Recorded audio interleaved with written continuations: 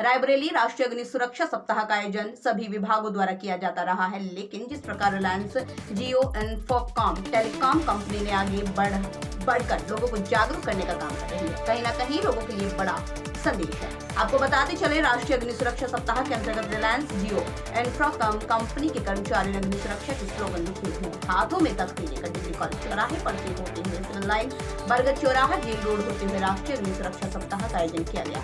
इस कार्यक्रम में रायबरेली के अग्निशमन पुलिस की सहभागिता सर्वोपरि रही। इस कार्यक्रम में आग बुझाने के तरीके, सिलेंडर पकड़ने व कैसे बुझाएं आदि के बारे में जानकारी दी। रिलायंस जियो के ऑपरेशन मैनेजर राजेश सिंह ने बताया कि राष्ट्रीय अग्नि सुरक्षा सप्ताह के अंतर्गत ये अभियान चलाया जा रहा है। कार्यक्रम के आयोजन में infra lead Rajesh Singh, infra engineer Ashok Mishra, Satyendra Singh Chhotelal व पवन अपनी टीम के साथ मौजूद हैं।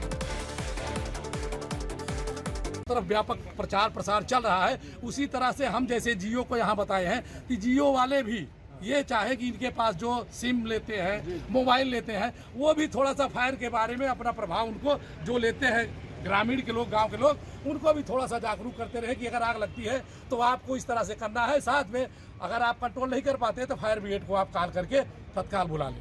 मेरा नाम अशोक मिश्रा है और मैं रिलायंस जियो कंपनी में इंफ्रा इंजीनियर के पद पे कार्यरत हूँ रायबरेली में। ठीक है सर, का क्या जागरूकता अभियान चलाया गया आपके द्वारा? आज एक्चुअली में नेशनल फायर सर्विस वीक जो कि आप देख सकते हैं कि 14 अप्रैल से 20 अप्रैल के बीच में मनाया जा रहा है।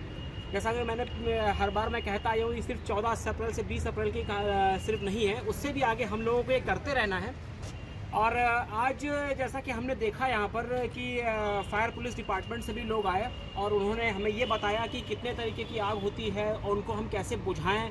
तो ये सब चीज़ें बहुत अच्छी तरीके से उन्होंने डिमॉन्स्ट्रेट करके हमको बताया और इनफैक्ट उन्होंने कुछ लोगों से यहाँ पे आग हमें बुझवा के भी बताया, जैसे हमने भी बुझाई, सर ने भी बुझाई और बहुत कुछ यहाँ पे एक्टिविटीज़ हुई।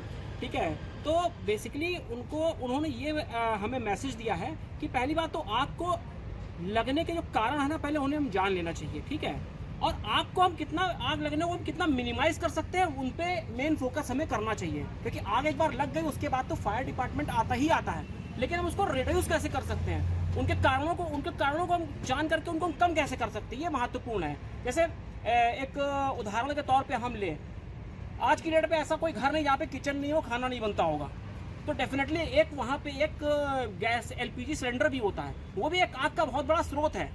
तो क्या हमने वहाँ पे फायर एक्सटिंग्विशर कभी लगाए हैं क्या?